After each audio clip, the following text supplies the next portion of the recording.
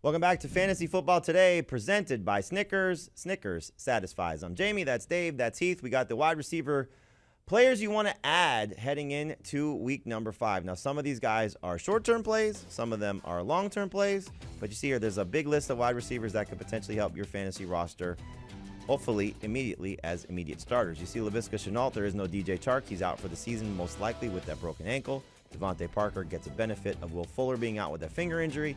A.J. Green's been playing well. Maybe he keeps it up and is the go-to number 2 receiver for the Cardinals, and in some cases might be considered the number 1 receiver with how DeAndre Hopkins is struggling. Jameson Crowder, Hunter Renfrow doing a nice job for PPR fantasy managers. Darnell Mooney, nice job so far, at least the last game for Justin Fields, and Kadarius Toney coming off his strongest game so far of his rookie campaign. The other guys more deep league options, but at least those handful of wide receivers could potentially help you in the short term and the long term. So let's start with Laviska Shenault. Had a good game Thursday night against the Bengals in week 4 when he stepped up with Chark out early in that game. 7 targets, 6 catches, 99 yards. So Heath, is he a borderline must-start receiver moving forward, knowing that this offense is going to have to rely on him with Chark not there? I think we are going to find that out this week, because the key will be, does the average depth of target increase from week 4 stay? We saw him used in a way week 4 that he hadn't been all year. His average depth of target each week had been below 8 yards per target.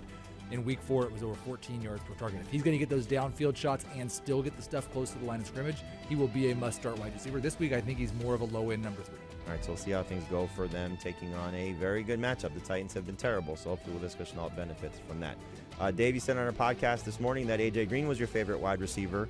Does he continue to be the second best guy for this Cardinals offense? He's like tied for second best with Christian Kirk. I know Kirk had a bad game last week, and Green has been coming on each of the past 3 games. I think he keeps it up. He's not going to get double covered. We know that the Cardinals love to spread the ball around. He, along with the other non-DeAndre Hopkins receivers, have been taking targets away from our beloved DeAndre Hopkins, and it's been working out for him. I think we can go back to A.J. Green as at least a quality bench receiver, if not a number 3 wideout or a flex.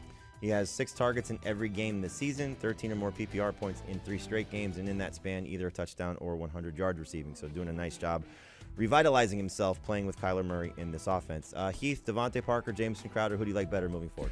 In full PPR, I think it's probably Crowder. Parker's way more exciting, but I just think the fact that Crowder came in his first game back and saw this type of target share after they'd thrown 20 to 25% of their targets every week to Braxton Berrios, I think you're just going to see Jamison Crowder as a 10-target, 8-target per game guy. Even when Elijah Moore is healthy? I don't know what impact Elijah Moore is going to have on anyone. All right, well, hopefully he has a big one because we had some high expectations for him coming into the season. Let's look at the drop candidates at the wide receiver spot and some big-name players here. So this is more 10-team leagues. You're moving on from Juju Smith-Schuster and Brandon Ayuk because they've been miserable so far this season. Ayuk 1 touchdown on the year, only 1 game with more than 1 catch.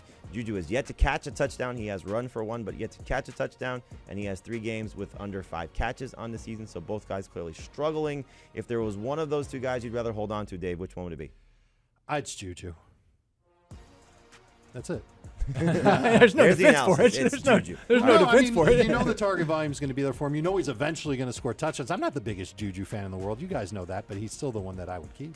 Heath, when it comes to, just because we haven't mentioned it, Nicole Hardman with the addition of Josh Gordon, how do you think the secondary receivers for the Chiefs are going to, shake out in terms of targets and opportunities and production? I mean, the biggest disappointment I have is the fact that Hardman's not been able to fully separate from Byron Pringle. And so I don't know that. I think Gordon just makes it more messy. I don't think there will be a number 2 wide receiver for the Chiefs most likely. Gordon's the most likely guy to do that. All right, well, Hopefully he does. I mean, look, the other guys have just been uninspiring. So if you're going to take a chance on somebody, take a chance on Josh Gordon, make the move. Drop Hardman, pick up Gordon, see what happens.